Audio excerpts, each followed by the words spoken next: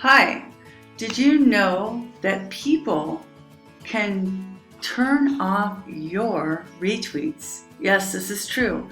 So think twice before pressing the button, and I'm going to show you how. This is a great way to manage your Twitter feed. If you have somebody who's constantly retweeting things and it's just messing up your feed, this is a great way to do it. So let me find one.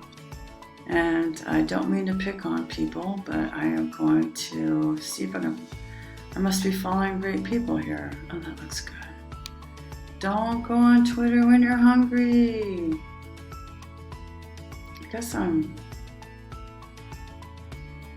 be the night. Okay, let's see.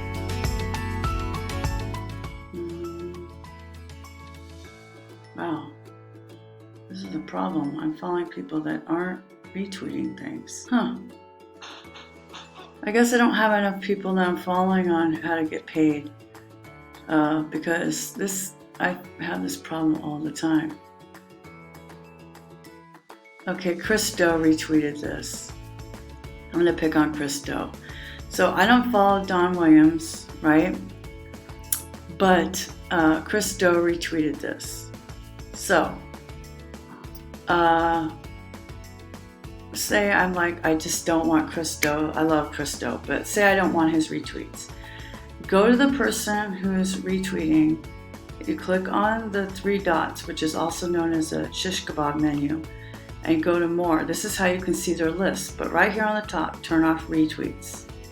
So then it says retweets from Chris Doe will no longer appear in your timeline. And that's it. It's over. So you see this now, but if I refreshed, I would not see a retweet from Chris Doe. So here's one from Beth. Say she's just too much, and she's not. She's a really great person.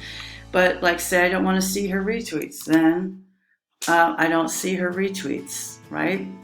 And that way, I just see what I want to see from the people I've followed intentionally.